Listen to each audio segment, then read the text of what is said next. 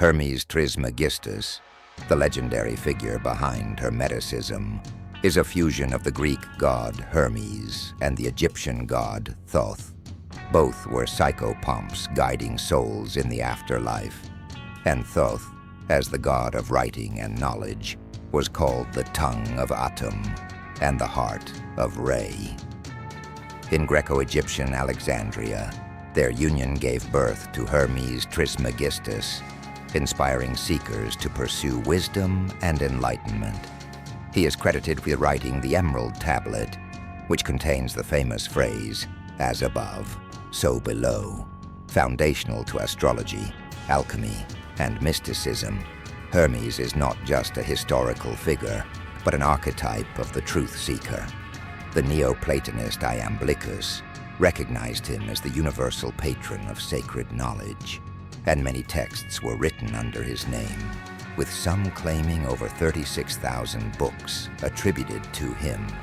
Though most are lost, existing writings discuss the soul, creation, alchemy, and magic. The title, Thrice Great, may have originated from an Egyptian inscription referring to Hermes as the greatest of the greatest gods, or as a reference to his roles as priest, philosopher, and king. During the Renaissance, scholars like Marsilio Ficino translated the Corpus Hermeticum, believing it contained ancient divine wisdom. The idea of prisca theologia emerged, the belief in a single original revelation given to humanity. Hermes was thought to be a contemporary of Moses, linking him to Judeo-Christian traditions. In the 17th century, scholar Isaac Casaubon debunked the belief that the Hermetic texts were of ancient Egyptian origin, identifying influences from Greek, Jewish, and Christian thought. This, alongside the rise of modern science and opposition from the Church, led to Hermeticism's decline. However, it persisted underground through groups like the Rosicrucians and Freemasons. Interest revived in 1945 with the discovery of Hermetic texts near Nag Hammadi, including the Discourse on the Ogdoad and Ennead, which describes an initiation process leading to divine union. Scholar Gilles Quispel suggested that a secret Hermetic society existed in Alexandria, practicing spiritual rites and reading Hermetic texts for enlightenment. Whether such a community formally existed remains uncertain, but Hermeticism was likely cultivated among educated circles in Hellenistic Egypt. Some scholars argue that even if the Corpus Hermeticum was written later, its core ideas, such as the concept of emanation and the unity of all things, are likely ancient and rooted in Egyptian thought. Two branches of Hermeticism. Hermetic texts are often divided into two categories: technical Hermetica, covering astrology, medicine, alchemy, and magic, dating as far back as the 2nd or 3rd century BCE. Key texts include the Liber Hermetis, the Greek magical papyri, and the Emerald Tablet. Religio-philosophical Hermetica, spiritual and mystical teachings from the 1st to 3rd century CE, primarily found in the Corpus Hermeticum, Asclepius, and various fragments from sources like the Nag Hammadi codices. Both branches share a focus on salvation, the transformation of human destiny. The Hermetica is not meant to argue ideas, but to awaken truth within the reader. Where to begin? Many first encounter Hermeticism through the Kabbalion, though it reflects new thought more than classical Hermetic texts. More authoritative sources include Hermetica, Brian Copenhaver, contains the Corpus Hermeticum, and Asclepius. The Way of Hermes, Clement Salaman, includes Corpus Hermeticum and definitions. Greek Magical Papyri, Hans Dieter Betz, a collection of Greco-Roman Egyptian spells, hymns, and rituals focused on divine union, theosis. The Egyptian Hermes, Garth Fowden, and the Arabic Hermes, Kevin van Bladel, explore Egyptian and Islamic contributions to Hermeticism, often overshadowed by Hellenistic influence. Since the 1970s, scholars have re-evaluated Hermeticism, recognizing its Egyptian roots and the role of altered states of consciousness in its practice. Wouter Hanegraaff's Hermetic spirituality emphasizes that the tradition is not just philosophy, but a spiritual path aimed at soul healing and transformation. Gnosis, the ultimate realization. At the heart of Hermeticism is Gnosis, a direct and personal realization of divine truth. Unlike episteme, intellectual knowledge, Gnosis is experiential and transformative, akin to a second birth. It is not about belief, but knowing. As Carl Jung once stated, "I don't need to believe, I know." Hermeticism teaches that most people remain unaware of reality's true nature. While many accept life as it is, truth seekers desire deeper understanding. This quest is not about faith, but direct experience, an awakening that leads to self-discovery and spiritual enlightenment. Jung did not believe in God. He knew God, but not as a figure on a throne, rather as being itself. As ancient sages said, God is an infinite sphere, whose center is everywhere and circumference nowhere.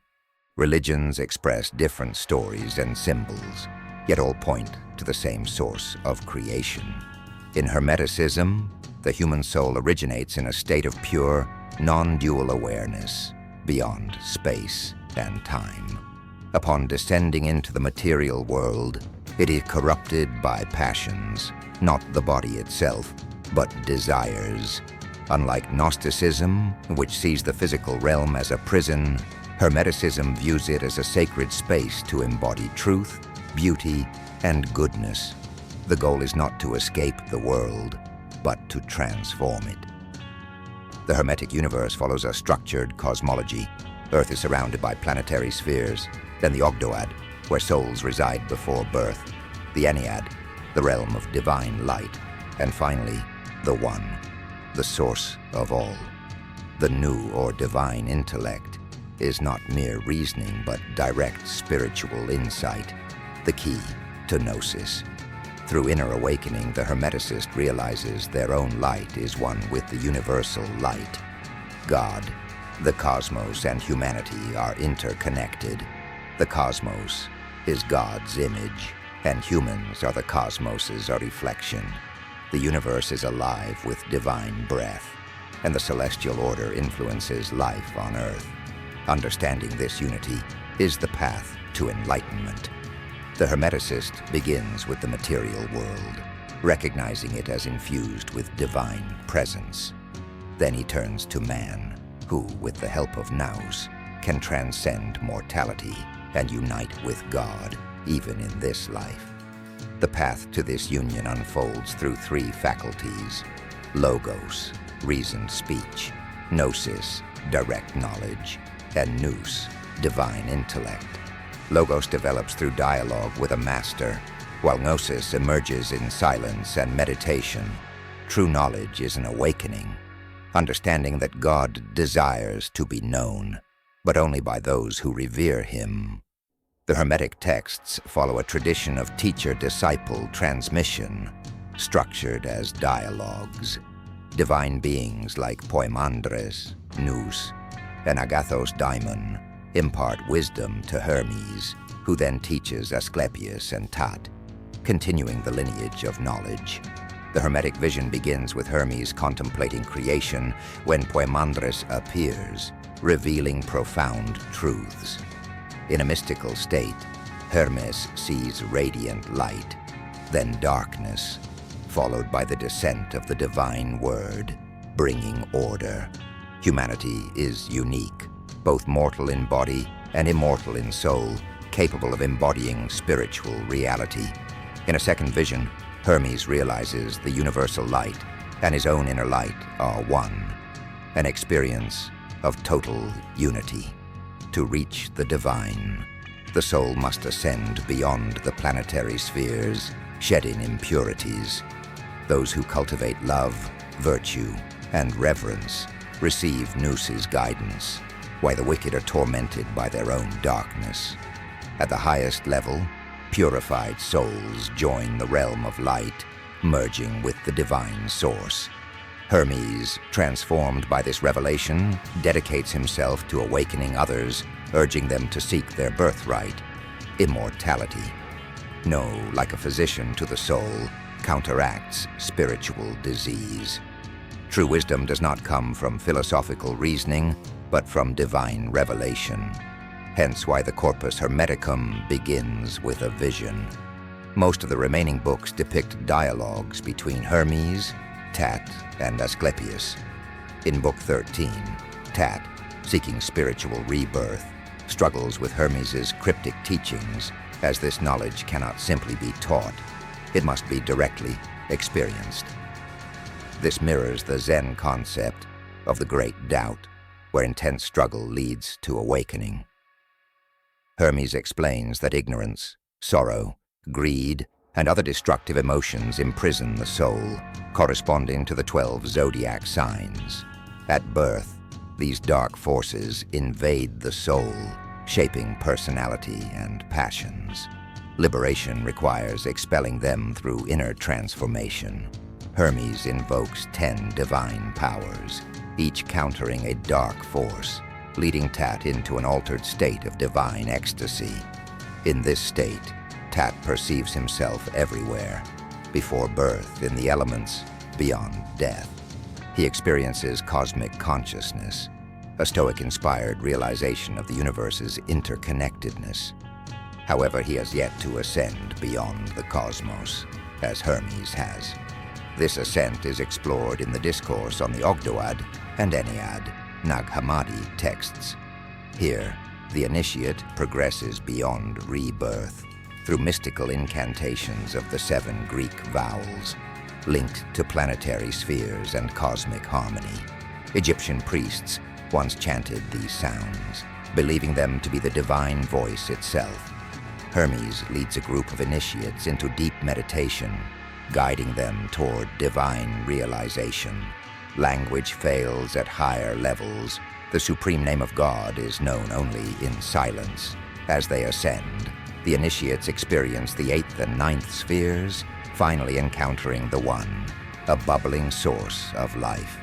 Fear momentarily grips them, but Hermes urges focus.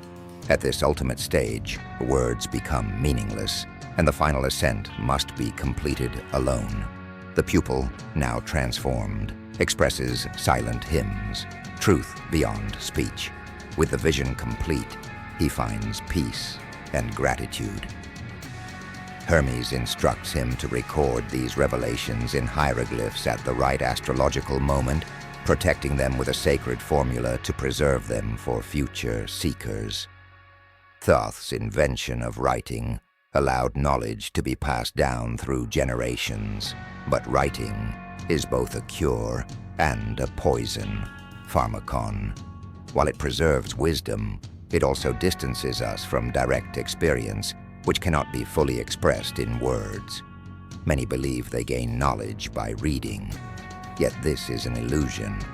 However, Thoth knew that language, though limited, has a magical effect on consciousness.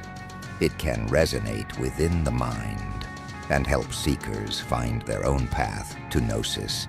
In Corpus Hermeticum, Asclepius warns King Ammon that language can obscure truth, as translations distort the original meaning. Egyptian words, he says, carry spiritual power, while Greek philosophy often consists of empty rhetoric. True wisdom comes from 2 divine gifts, nous and speech. When used correctly, they elevate the soul to the divine realm, transcending mortality.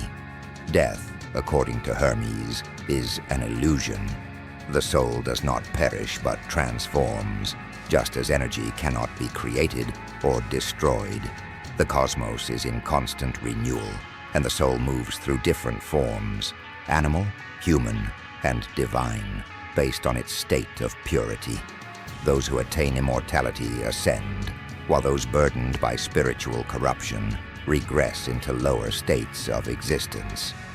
Humanity, for the Hermeticist, is not merely mortal, but divine, greater even than the gods, who remain in their celestial realms while man can explore both earth and heaven. By transcending bodily desires and ignorance, one aligns with the aeons and attains knowledge of God. True salvation lies in understanding the divine, for like can only be known by like. Each person must choose between mortality and immortality, between indulgence in bodily pleasures or the pursuit of divine wisdom.